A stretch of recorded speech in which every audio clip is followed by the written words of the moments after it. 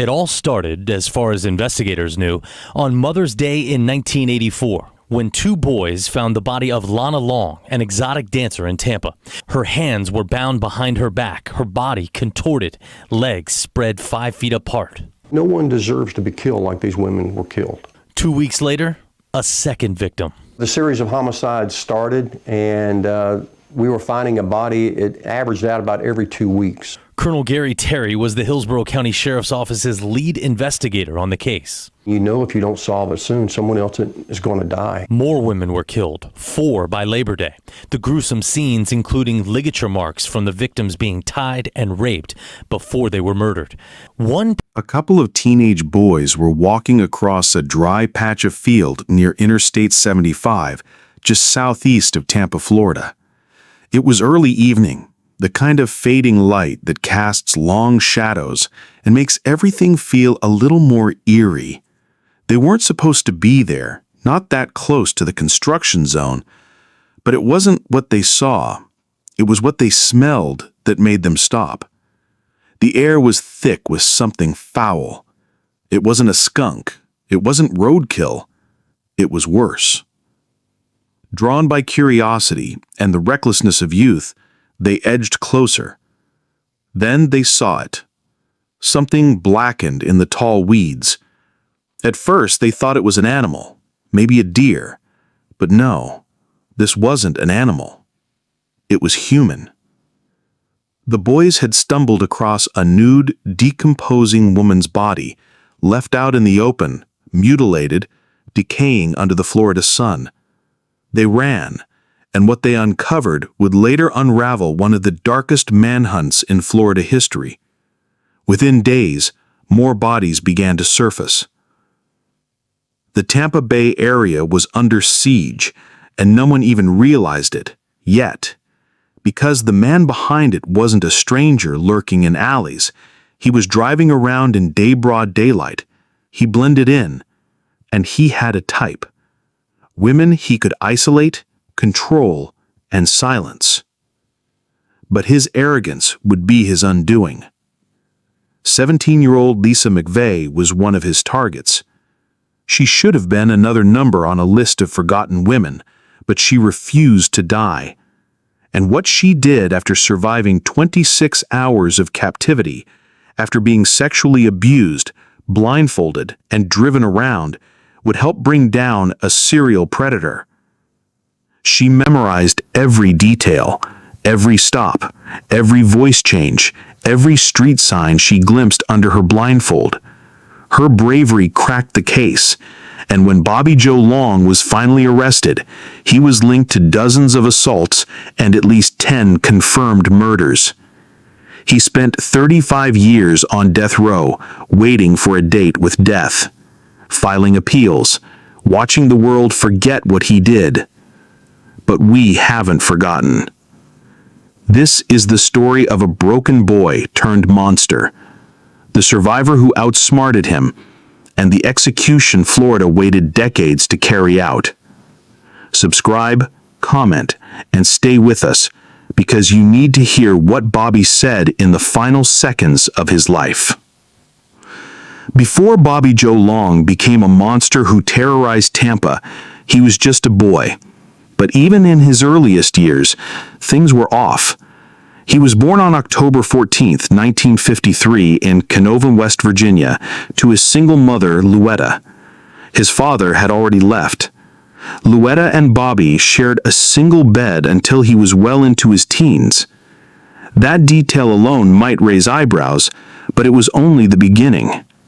Louetta worked multiple jobs and often posed for pinup-style photos, something Bobby was aware of from a young age.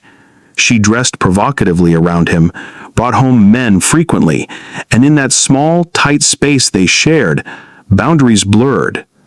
Bobby developed a warped understanding of women, relationships, and power early on. It's worth asking, was this boy groomed by his environment before he ever committed a crime? There was another complication. Bobby had Klinefelter's syndrome, a rare chromosomal condition in which he was born with an extra X chromosome. It caused hormonal imbalances that led to enlarged breasts during puberty. The kids at school noticed, and they were merciless. He was bullied, ridiculed, and beaten up, and as if fate wanted to drive the trauma in deeper, Bobby suffered multiple head injuries throughout childhood, at least 5 serious concussions. He fell off a swing, crashed his bike, was thrown from a moving car. Each time, another bruise to the brain, one after the other. Science tells us that frontal lobe damage, the part of the brain responsible for impulse control and empathy, is linked to violent criminal behavior, and Bobby was stacking injuries like dominoes. By the time he reached adulthood, something inside him had calcified. He got married in 1974 and fathered 2 children, but the marriage didn't last. Those closest to him described him as controlling, violent, and obsessed with sex. Behind closed doors, he was spiraling. Before the murders, before Tampa became his hunting ground, Bobby Joe Long was already slipping into the shadows of criminal depravity. His first known method wasn't through back alleys or dark highways, it was through the classifieds. In early 1981, Long began scanning newspaper ad sections not to buy, but to hunt. He would target women selling furniture or household items, call them pretending to be a buyer, and arrange to meet at their homes, alone. What followed was pure horror. Wearing a fake smile and speaking softly, he'd charm his way inside. Then, once the door closed, the mask came off. Bobby Joe Long would assault, beat, and sexually assault the women, sometimes at knife point, always with overwhelming violence. This pattern continued for months across South Florida, including Miami, Fort Lauderdale, and Dade County. Authorities would later call him the classified Ad Rapist, but back then they didn't have a name or a face, just a pattern and a growing list of terrified survivors. He's believed to have raped at least 10 women through this method, possibly more, but many were too afraid to come forward. One woman recalled in a deposition how he calmly asked to see a couch, then slammed her to the ground before she could scream. Another had her baby in the next room as Long brutalized her in silence.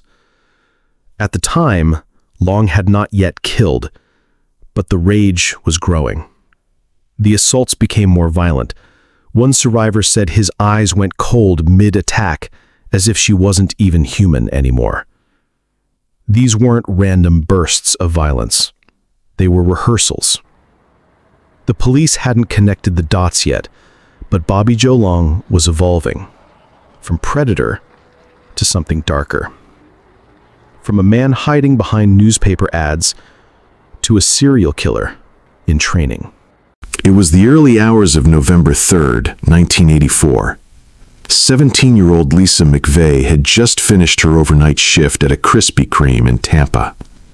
Tired but alert, she got on her bicycle and began her usual ride home. But as she neared a dimly lit section of the road, her instincts screamed that someone was watching. She was right.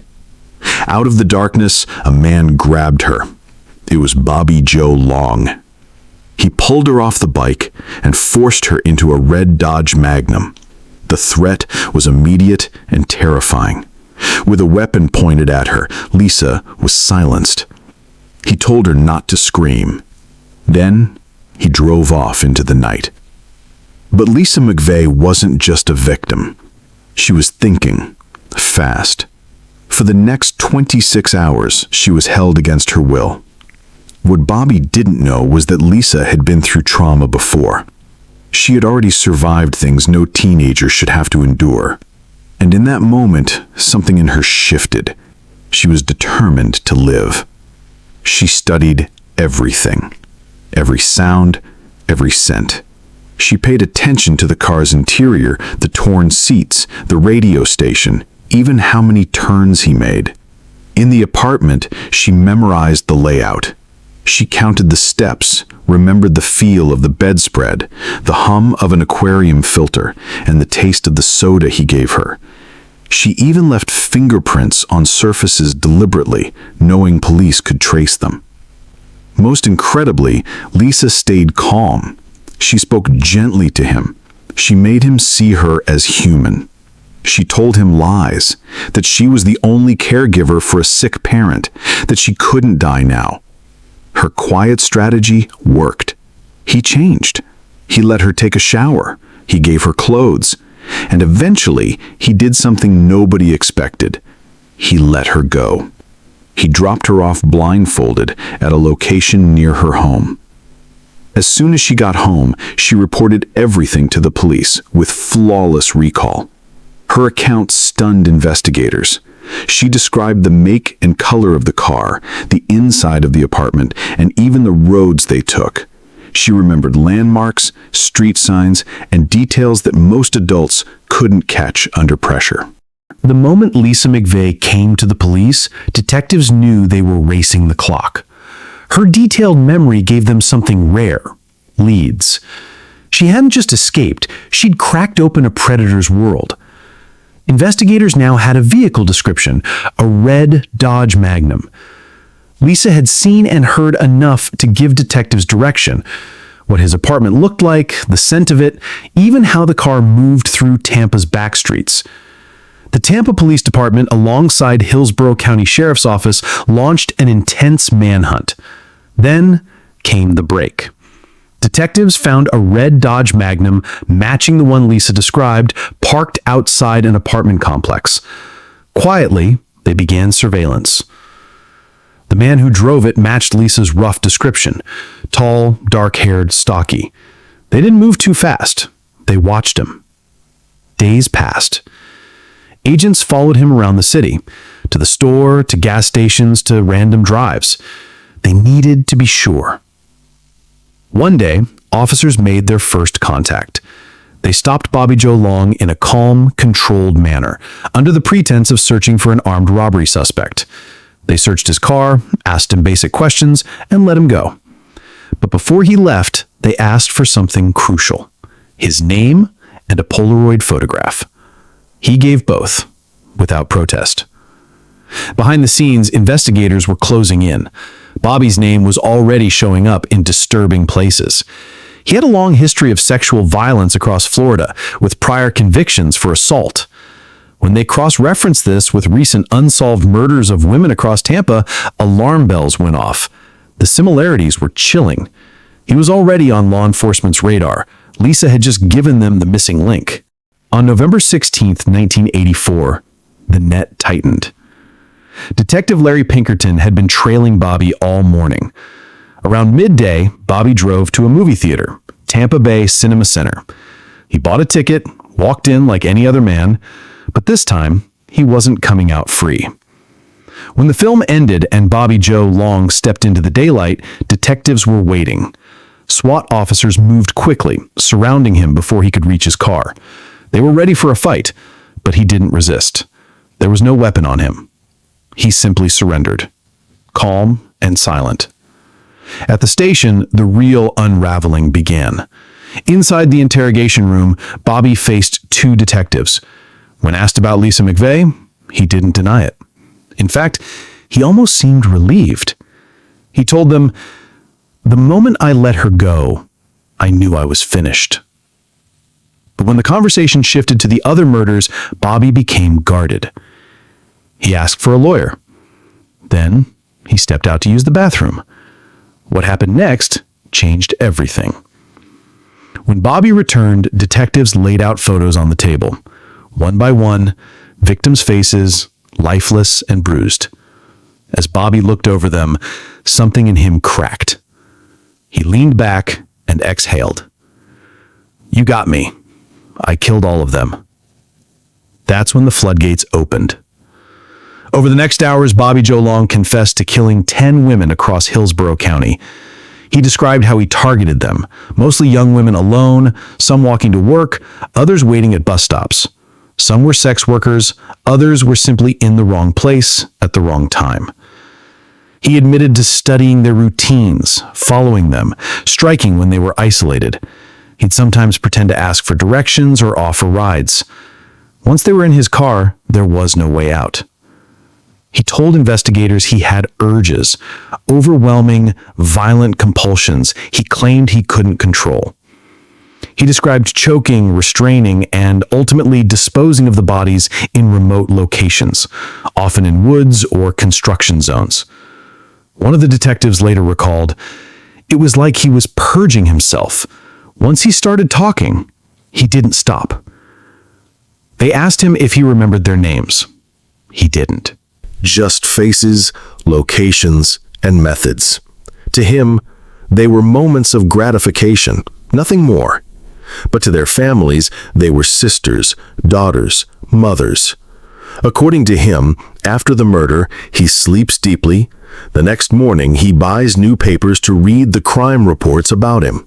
It gives him the thrills. In short, he came to know most of their names from newspapers. Like and comment if you believe justice has a face. What would you say to a man who confesses like this, not out of remorse, but because he was finally cornered? Below is the timeline some of the bodies were found. On June 8, 1984, Elizabeth Ludenbach, a 22-year-old assembly line worker, was reported missing. 2 weeks later, her body was found in an orange grove near Plant City. Her remains were severely decomposed, so much so that investigators described her as nearly liquefied. Fully closed, with a broken hyoid bone, she died by strangulation. Not random attack. She did not fit earlier victim profiles. No history of prostitution or drug use. Only later did forensic examiners realize her clothing carried 2 distinct red fibers, exactly the same type later found on other victims. At the time, her death seemed random. During the trial, that fiber analysis became a key forensic link. Next, on October 7, 1984, a ranch hand discovered a body north of Hillsborough State Park. It was Chanel Devon Williams, 18, just released from jail. The remains had been shoved under a barbed wire fence, partly clothed. Her clothing was scattered, her head showed maggot activity. The autopsy revealed sexual abuse and strangulation, and finally a gunshot wound to the back of the head. Fiber evidence, same red fibers, as well as Caucasian pubic hairs and blood group substances A and H, tied her to previous scenes. The prosecution used this to establish a forensic pattern during trial. Exactly 1 week later, Karen Beth Dinsfriend, 28, was discovered in northeastern Hillsborough County, her wrists bound with a red bandana, legs and neck tied with shoelaces. She was partially clothed, beaten, and strangled.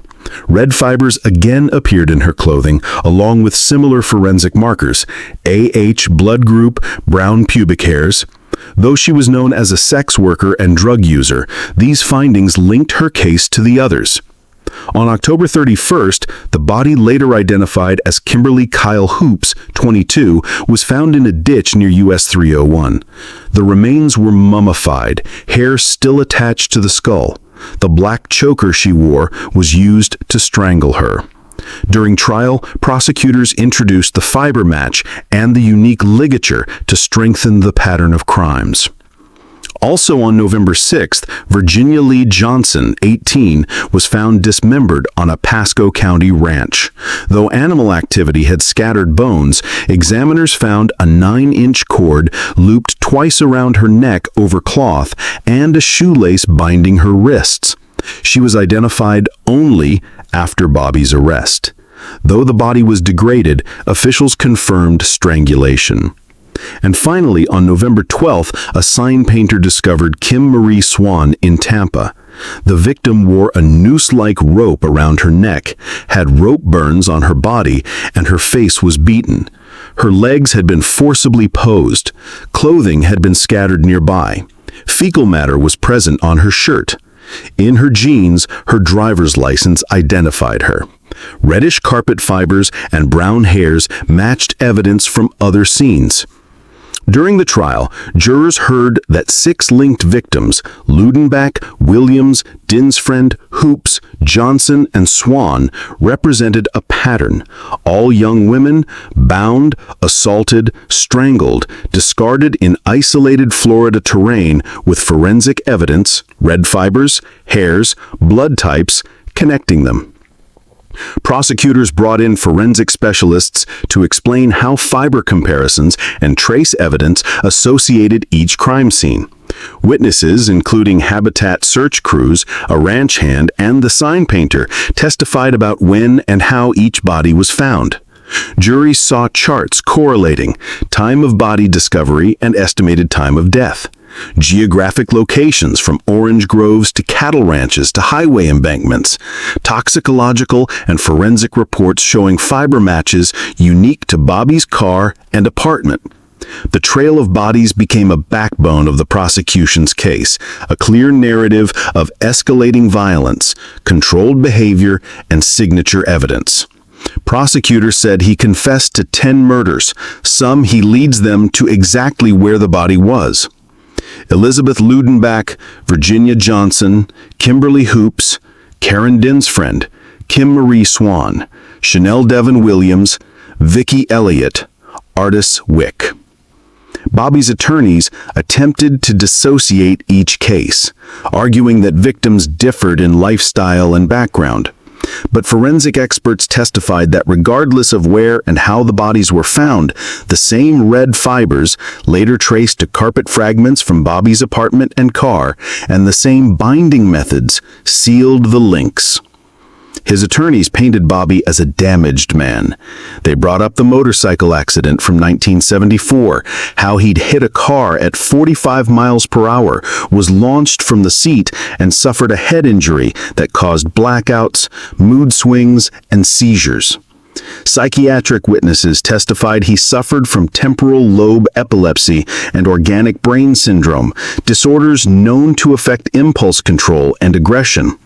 They added layers: a troubled childhood, growing up with a single mother who shared a bed with him into adolescence, a divorce that sent him spiraling, and a tumor once found in his jaw. But the prosecution came armed with their own experts.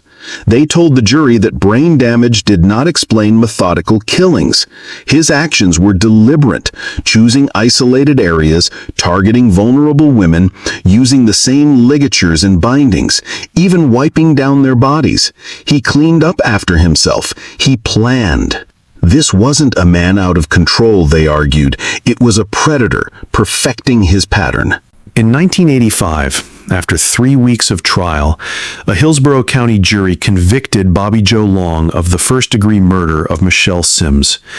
It was just one of many cases, but the evidence, his confession, the red fibers, and Lisa McVey's testimony made it the strongest. When given the chance to speak before sentencing, Bobby said nothing. The judge looked him in the eye and said, "You didn't stop because of conscience. You stopped because you got caught." He was sentenced to death. Over the following months, he received 36 life sentences, one 99-year sentence, and one 30-year sentence, stacked consecutively for his crimes. His death sentence was reaffirmed on multiple appeals. Bobby Joe Long would spend the next 34 years on Florida's death row, almost forgotten, until a governor's signature brought him back into the headlines. May 23, 2019. After 34 years on death row, Bobby Joe Long had run out of time. By now, the courts had heard it all. His childhood trauma, his brain injuries, the desperate pleas from his defense team claiming neurological damage. But appeal after appeal was rejected. The Florida Supreme Court wasn't interested in excuses. The evidence was airtight. The crimes were methodical. The victims, too many. And Governor Ron DeSantis had signed the death warrant. Bobby Joe Long's execution was set for 6 p.m. at Florida State Prison in Rayford. For the families of his victims, it was a date marked on calendars for decades. a day they never believed would come. The day before his death, Bobby was moved to the Death Watch cell, a stark, isolated holding cell just 15 feet from the execution chamber. A guard stood outside around the clock. Everything he said, everything he ate, every breath he took was monitored. He was allowed one final meal. His choice: roast beef, bacon, French fries, and soda. No fancy requests, no steak, no wine, just a plain, greasy plate of comfort food from the prison kitchen. He ate quietly, no words. He made no special requests for final visitors. No family members came forward, no final phone calls. The man who once claimed he felt nothing now faced death surrounded by no one. At 5 p.m., the chamber began to prepare. Behind a thick glass pane, family members of his victims took their seats. 8 families, representing women whose lives he violently stolen. They held hands. Some wore pins with their loved ones' photos. Others just stared at the clock. They had waited 35 years for this. At 6:55 p.m., Bobby Joe Long was led into the bright-lit room. His wrists and ankles shackled, he was placed on a white gurney, arms outstretched like a crucifix. A white sheet was pulled over his body, leaving only his head and arms exposed. IV lines were inserted into both arms. The cocktail of lethal drugs had already been prepared: etomidate, rocuronium bromide, and potassium acetate. A heart monitor beeped steadily in the background. When asked if he had any final words, Bobby Joe Long replied, "No, sir." He didn't apologize. He didn't mention the victims. No acknowledgement, no remorse. Just silence. At 6:56 p.m., the warden gave the signal. The drugs flowed. Within moments, Long's chest began to rise and fall unnaturally. Then it slowed. His lips parted slightly, his fingers twitched. His face went pale. The heart monitor began to slow until it flatlined. Time of death, 6:55 p.m. He was 65 years old. Justice served? Afterward, outside the prison gates, the families gathered with reporters. Some cried, some smiled. One father, his voice trembling, said, "Today doesn't bring her back, but it finally ends his story." For them, it wasn't about revenge. It was about ending a chapter that began with fear and ended with silence. Bobby Joe Long had murdered at least 10 women and raped more than 50. His death didn't erase what he did, but it brought a measure of peace to those left behind.